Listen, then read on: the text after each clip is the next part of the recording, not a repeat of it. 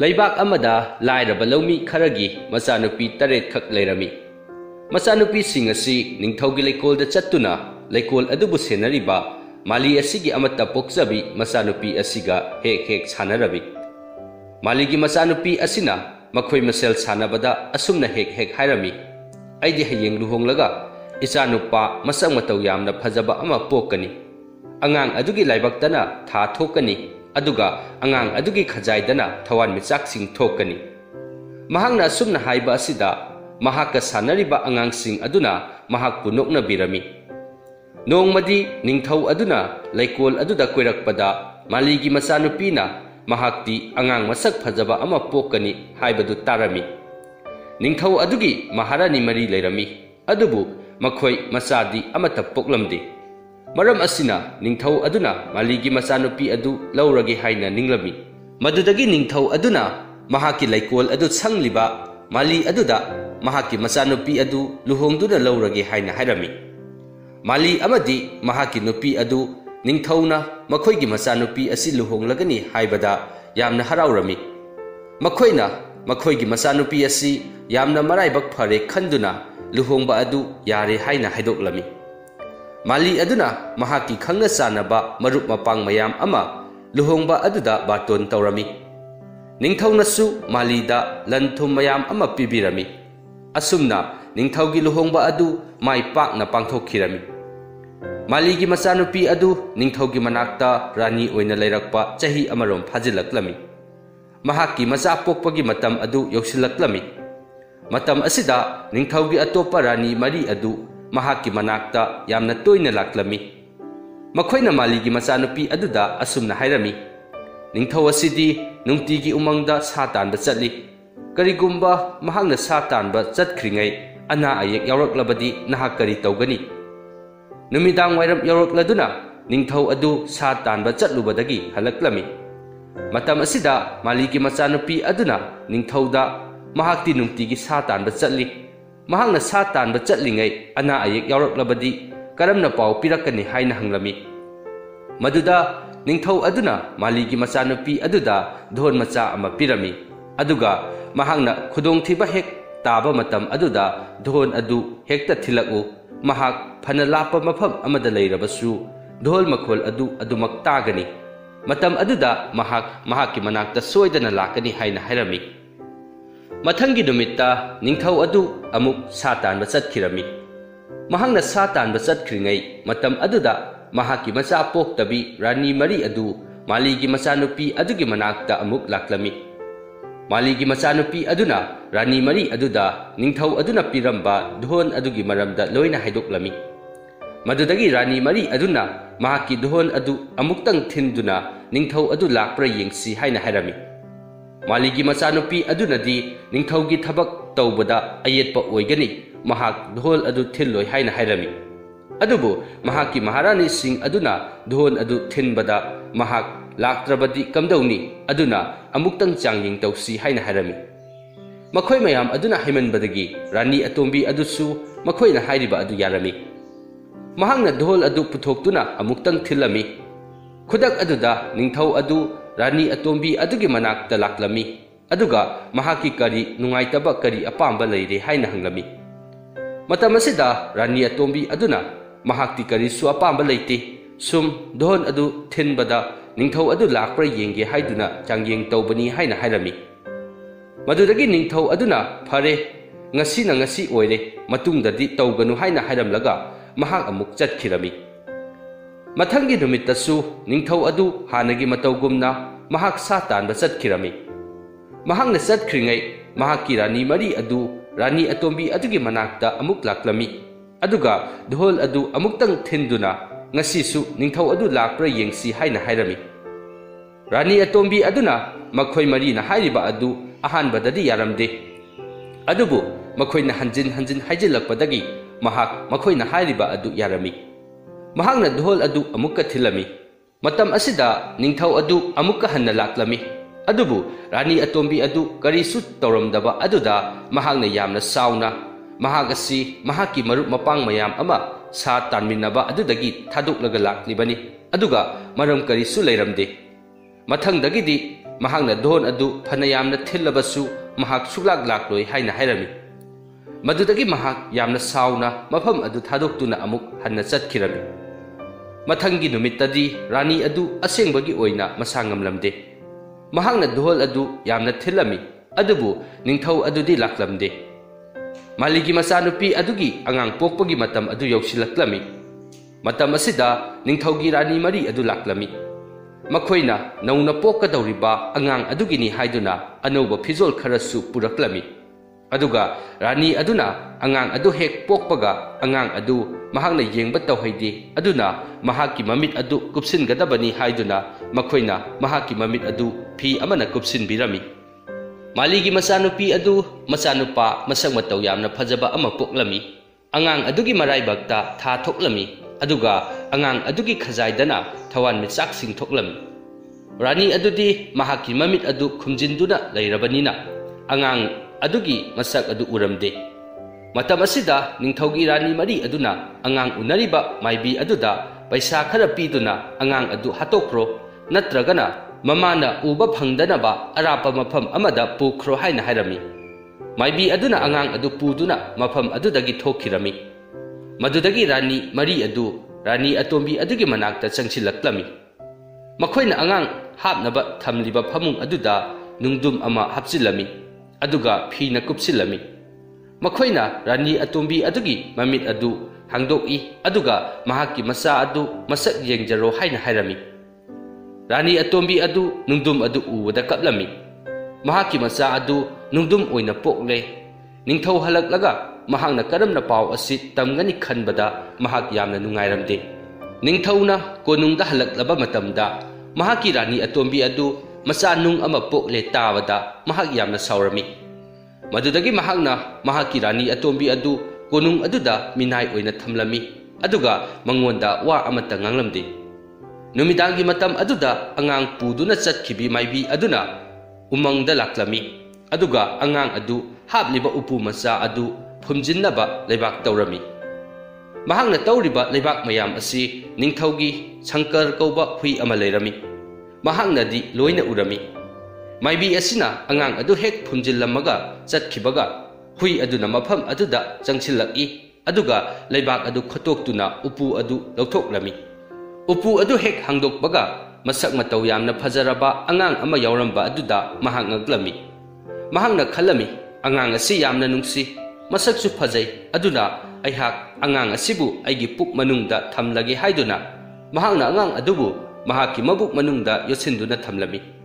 asumna haukhibana tha taruk haukhirami hui aduna mahaki mabuk manungda yauriba angang adu hinglibra natraga sirabra haibudu khangninglami maram asina mahangna ahing athengbada umang aduda amuk laklami aduga mahaki mabuk manungda yauriba angang adu othoktuna yenglami angang adu haujikti tha taruk mapung pharami hanagi phajaba masak adudagi haujikna hena phajarami nungsirami angang adugi mawong mataw adu ubada amuk hanna nungsiraduna hui aduna angang adubu amuk hanna magi mabuk manungda yotsinduna thamlami asumna amuk haukhibana chahi ama amuk mapung pharaklami hui aduna amuksu angang adu hinglibra siribra yengi haiduna ahing athengba aduda umang aduda amuk laktuna mabuk manungdagi angang adu othoktuna yenglami angang adu haujik phawba hinglamni haujikti angang adu chahi ama mapung phare angang adu yengbada hanadagi hena phajarami nungsirami madudagi mahangna angang adubu amuk mahaki mabuk manungda yotsinduna thamlami handamukti mahangna tawriba sing adu rani mari adugi manai amana urami rani singi manai adu rani sing adugi manakta chenduna hui aduna tawriba sing adu tamlami madudagi rani sing aduna makhoigi mafi marol sing adu segairami aduga ningthau adu halaklaba matamda mahaki hui aduna makhoida chikke tawi makhoi yamna kijare haina hairami madudagi ningthau aduna karisu khaluraganu hui adu mahaki miyoi sing aduda hatok halage haina hairami ningthauna rani sing aduda hui adu hatoklagani haibadu hui aduna tumina tarami hui adu mahak siragani haiba khanglami madudagi mahakna ningthaugi sangolda leiba suri kauba sanbi amada mahangna angang adu sinarami angang adu cheksinna thamu चेक्सिन्ना सेनौ हाइना हाइरमी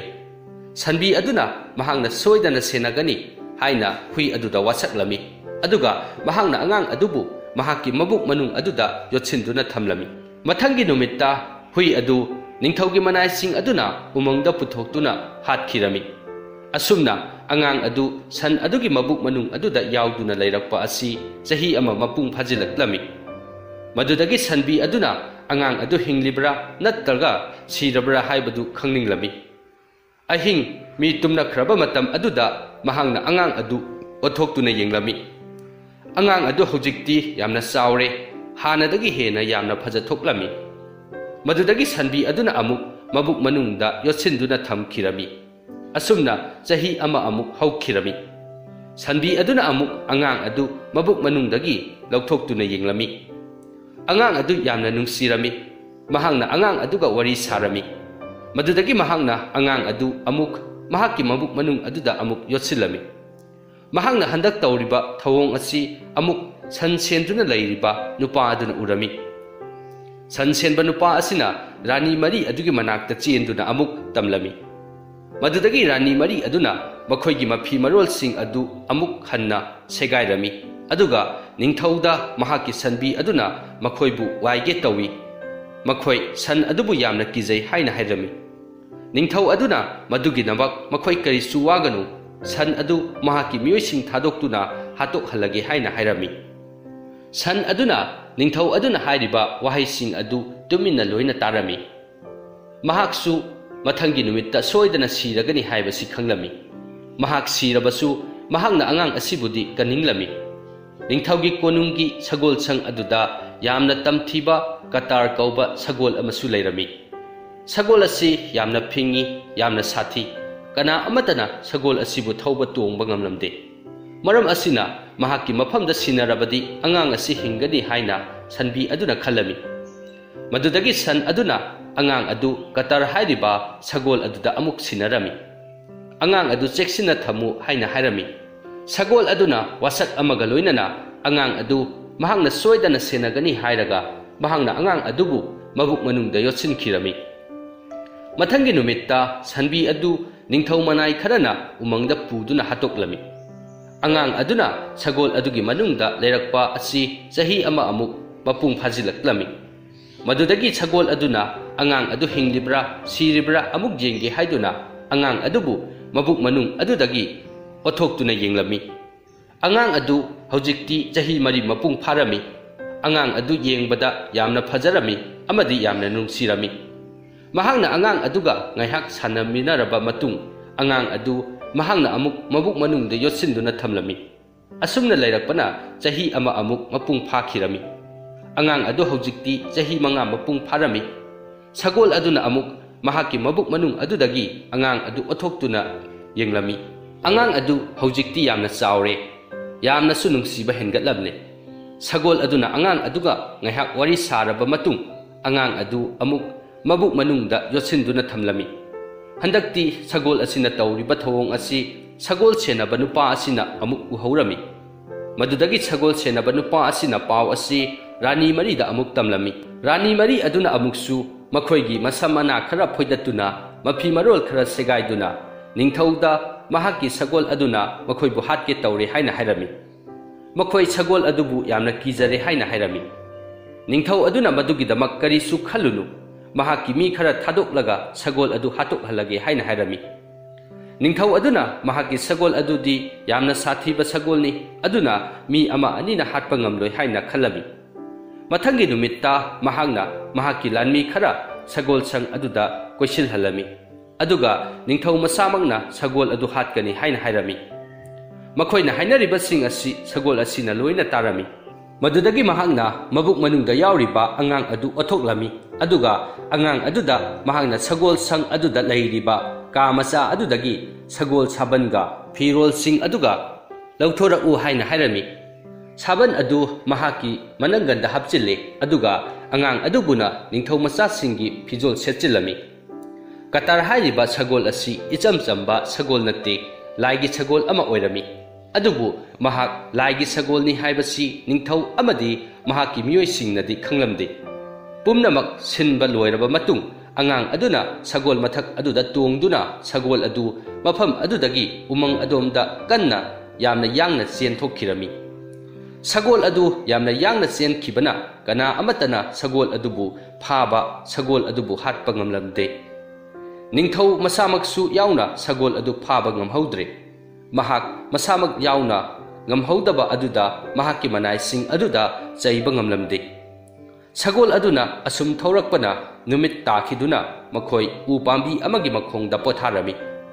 sagol aduna asangba sajik charami aduga angang aduna umang aduda phangba uhai wahai khara charami mathangi numitta makhoi atopa leibak amagi umang amada thunglami mafam adu hek yaubaga sagol aduna angang adu mahaki manangandagi kumthahalami aduga mahaki mafi marol phajaba sing adu loktoktuna amanba micham amana setkadaba mafi marol sing sethalami sagol aduna angang aduda mahaki mapot masai mayam adu umang aduda thamlamlo potchai adu mahakna soidana senagani aduga mahakti leibak aduda changduna thabak thiruro haina hairami angang aduna mahakti leibak adugi kari amata su khangde aduga kana amata su khangnade karamna leibak aduda thabak thigani haina hairami sagol aduna kari su waganu haina hairaga mahaki yet thangba mana adu chinghalami sagol adugi yet thangba mana adu chingbada sagol adu masak yamna thiba gada ama onkhirami aduga gada aduna angang aduda mahaki mana adu amuk masana chingjau haina hairami angang aduna mahaki mana adu chingluba matamda mahaki hanagi masak matau yamna phajaramba adu mangkhirami isam chamba miyoi ama onkhirami madudagi sagol aduna angang aduda mahak thabak thiruro haina thadoraklami angang aduna asum lakpada maru marang lalonba nupa ama thengnarami nupa aduna mahak kanano haina hanglami angang aduna mahak yamna lairaba mi amani haina hairami madudagi nupa aduna nungaitraduna angang adubu mahaki makhada thabak tawba yawhallami lalonba nupa adugi mayum adu ningthaugi konung aduga thangnarami nong manumidang amadi nupa macha adu yamna samalladuna mahak ningthaugi laikol aduda hangchit langba oina isai saklami mahaki phajaraba isai adu ningthau adugi macha nupi atombi aduna tarami khudak aduda ningthaugi macha nupi atombi adu mafi marol setchinduna nupa macha adugi manakta laklami aduga isai sakliba mahak kanano haina hanglami adubu nupa macha aduna wa kari amata khumlamde Rajkumari aduna khali mina wa hanglaga khumdaba nupa asibu karamba nupano madudagi Rajkumari adumak changkhirami asumna nupa macha asina nungtigi laikol aduda laktuna isai sakliba asi numit humni sujilaklami humni suba numit adudadi Rajkumari adu thoklaktuna nupa macha aduda mahakanano kadaidagi no haina hanglami madudasu nupa macha aduna amuk su khumlamde madudagi ningthau macha nupi aduna amuk mina hanglaga khumdaba nupa asi karamba nupano haina mamangda hekta hairami adubu nupa macha adu kari su khumlamde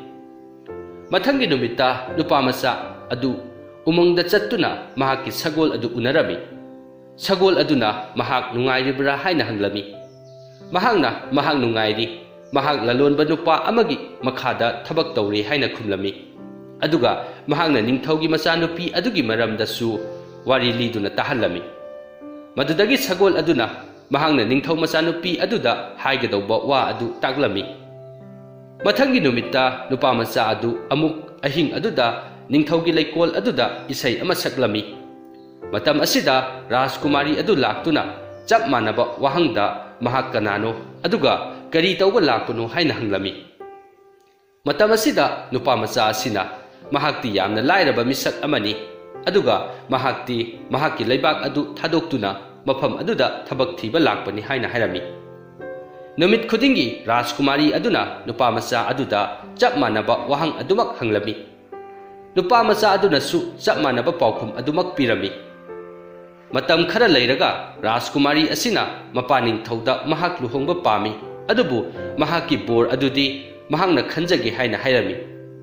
ningthau aduna macha nupi na hairiba wa adu yabirami madudagi mahakna mahaki macha nupi na apamba bor ama khangadawri haina leibak kaya da pau thakirami Leibak kaya-kayadagi ningthau amadi ningthau macasing mayam ama leibak aduda thunglami. Ningthau aduna leibak kayadagi lakliba ningthau sing amadi ningthau maca mayam adubu mahaki chauraba leikol aduda lehalami. Bor khanbagi numit adu yauraklabada leikol aduda mina chona tilami. Ningthau maca masu yaurami. Rajkumari adu mahaki mafi marol phajaba amadi sanalupa likol mayam ama siduna mahaki chauraba samu adu tungduna leikol aduda bor khanba laklami. Mahangna leikol aduda koina chatlami aduga ningthau mayam ama leiriba amadi ningthau maca mayam ama leiriba adudadi mahaki lei pareng adu huktaduna minai oina leiriba nupa maca aduda lei pareng adu huklami. Mahaki matau aduda miyam adu noklami amadi nungaitaba sauningba kaya ama phaurami. Adubu miyam adu tungoinaramlaga Rajkumari aduna laida chudatnaba nupa adubu mahaki samu aduda haptuna puduna konungda chatkirami. Ningthaunasu mayamda saudana haijarami. Mahaki macanupigi apambada mahak thingoi. Mahaki apamba bor aduda mahaki macanupi adu thajagani haina hairami. Asumna Rajkumari amadi nupa maca ani asi luhongbirami. Ningthausu macanupigi apambada karisu yalamde.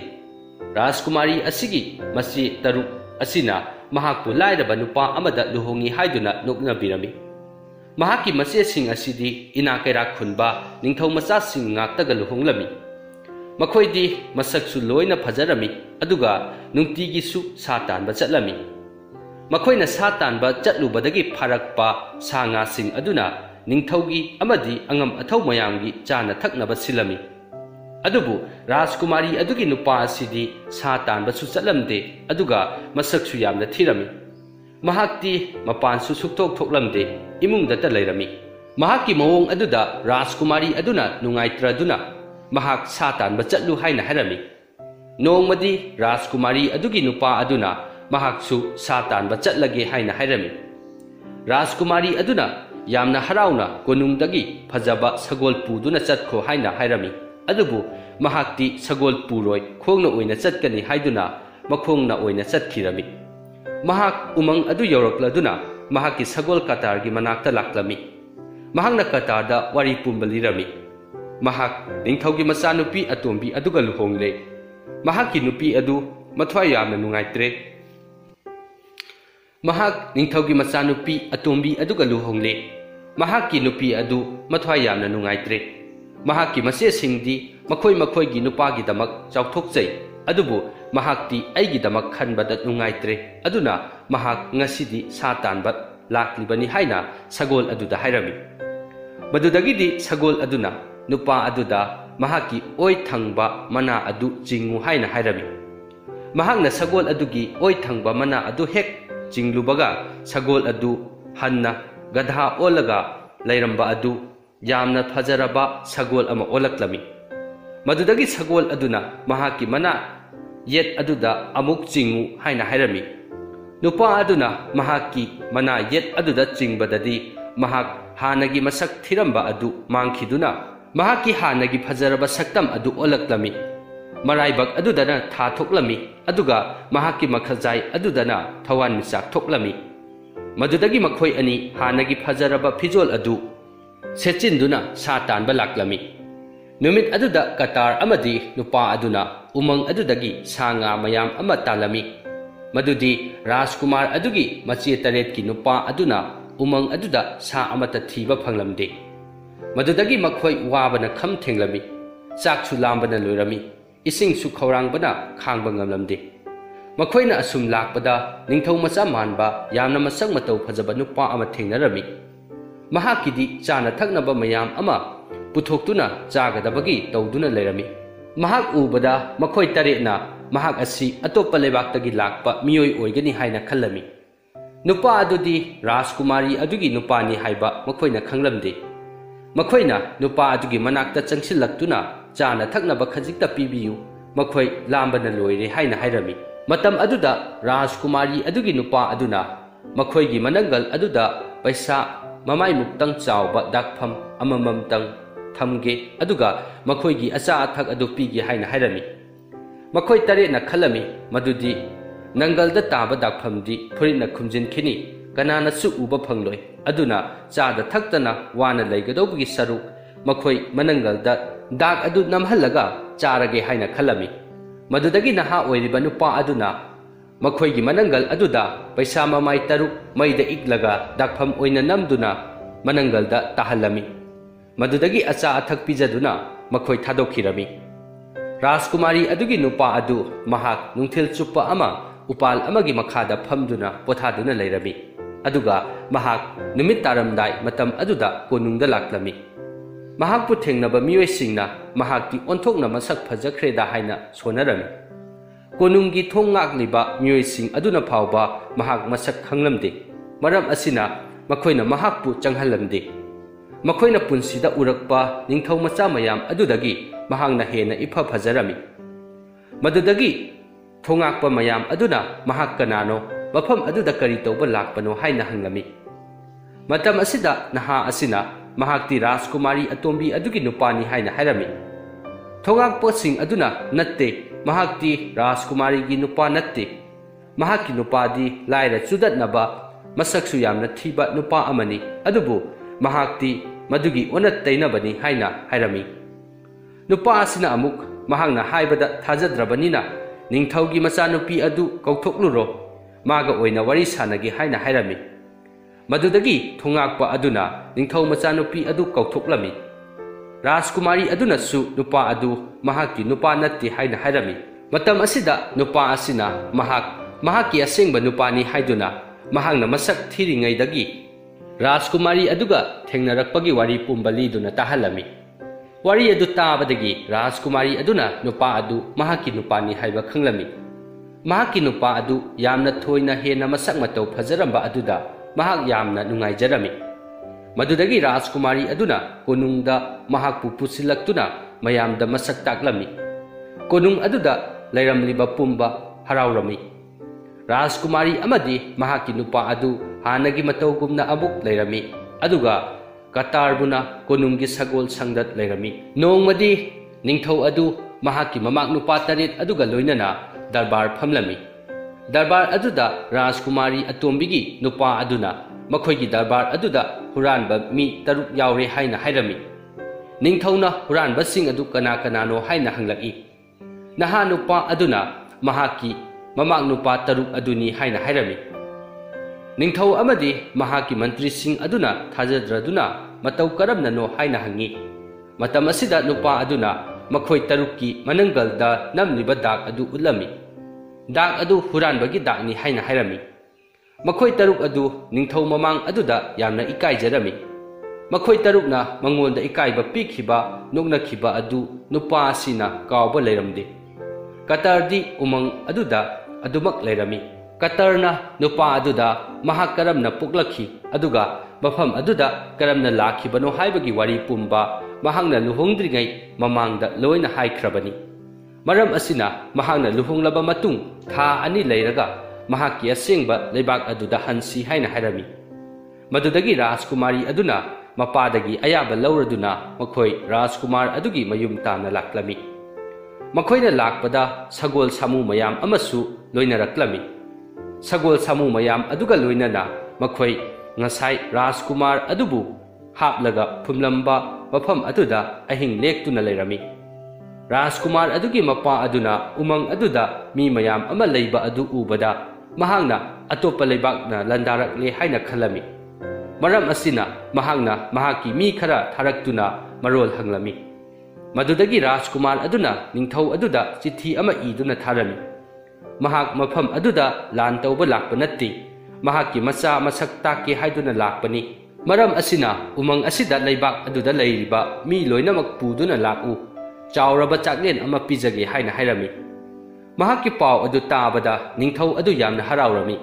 madudagi mahangna mahakki leibak aduda leiba naha ahal nupi angang amata khaktana umang aduda puraklami adubu Rajkumar adugi mama maligi macha nupi ningthaugi maharani atombi adudi yawraklamde Rajkumar aduna ningthau aduda mahakki leibakki mi loina surabra haina hanglami ningthau aduna suri haina khummi madudagi Rajkumar aduna mahakki rani oirambi मालीगी मचानुपी अदु वाटली हाइना हाइरमी निंगथौ अदुना महाक काउरुरे हाइना हाइरमी मदुदगी राजकुमार अदुना महाकी मी थारगा हौजिक कोनुंगदा मिनाई ओइना लैरिबी मालीगी मचानुपी अदु फजरबा दोलाई अमदा निंगथीना इरु माइथजरगा पुरकु हाइना याथंग पिरमी निंगथौ अदुना खलमी राजकुमार असी ओंथोकना फजख्रेदा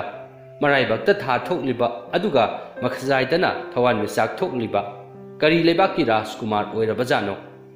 मालीगी मचानुपी अदु लौबा चतखिबा मियोइसिंग अदुना महाकु पुरक्लमी महाक हेक उबगा राजकुमार अदुना खुरुमलमी अदुबु महाकना रानी मरी अदु उबा मतमददी खुरुमखिदे मरम असिना मखोइना राजकुमार अदुदा यामना सौनिंगलमी नुमिदांगी चाकलेन चाबा मतम अदुदसु राजकुमार अदुना मालीगी मचानुपी अदुदा खुरुमलमी मालीगी मचानुपी अदुना राजकुमार अदु कना ओइरबजानो हाइना खलमी असुमना राजकुमार अदुना मयाम अदु चाक पिजदुना थमलकपा नुमित मरीनी सुजिलक्लमी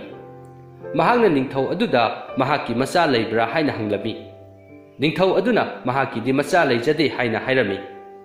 राजकुमार अदुना महाक असि महाकी मचानुपानी अदुगा मालीगी मचानुपी अदुना महाकी ममानी हाइना हाइरमी निंगथौ अदुना राजकुमार अदुदा महाक करमना महाकी मचा ओइरिबनो हाइना हंगलमी मदुदगी राजकुमार अदुना थोकिबा थौदोक खुदिंगमक मपादा वारी लिरमी अदुगा महाकी रानी मरीना तौखिबसिंग अदुसु हाइरमी वाफमसिंग अदु कतरना अमुक हाइबदगी निंगथौ अदु थाजरमी मदुदगी महाकना कपतुना महाकी मचाबु कोनसिलमी हौजिक्ति कोनुंगदा चटलगा महाका लैरुरसी हाइना हाइरमी मतम असिदा राजकुमार अदुना यारमदे महाक्ति महाकी ममा खक्ता लौबा लाकपनी मफम अदुदा लैरोय महाक्ति राजकुमारी अमा लुहोंगदुना लैमिनरे अदुना महाकी मकुपोक अदुगा लैमिनरगे हाइना हाइरमी निंगथौ अदुना अमुक थमोय सोकना महाकना मांगख्रबा महाकी मचाबु अमुक हन्ना फंगलगा थादोकपा ngamlaroy महाकी नुपी अदुसु पुरक्तुना मफम अदुदा लैरो हाइना हाइजरमी मतम असिदा राजकुमार असिना महाकी रानी मरी अदु लैरिबा मखै महाक कोनुंग अदुदा लैरोय हाइना हाइरमी मदुदगी निंगथौ अदुना महाकी महारानी मरी अदु लैबाक अदुदगी तानथोखिरमी कोनुंग अदुदा राजकुमार लैबक्ता था थोकपा अमदी खजाइदा थवान मिसा थोकपा अदुगा महाकी नुपी ममा अमदी मपा निंगथौगा लोइनना अमुक हन्ना नुंगाइना पानखिरमी कतरसु राजकुमार अदुगी मनाक्ता अदुमक लैखिरमी वारी असि मतांग असिदा लोइसिनजरे वारी असि लिबदा सोइखिबा यावरबसु ताबिरिबा पुमनमक नांगाक्पिनबा नोलुकना हाइजरी मथंग तारकपा वारी सिंग थागलकपदा खंगनबगिदमक चैनल असिबु सब्सक्राइब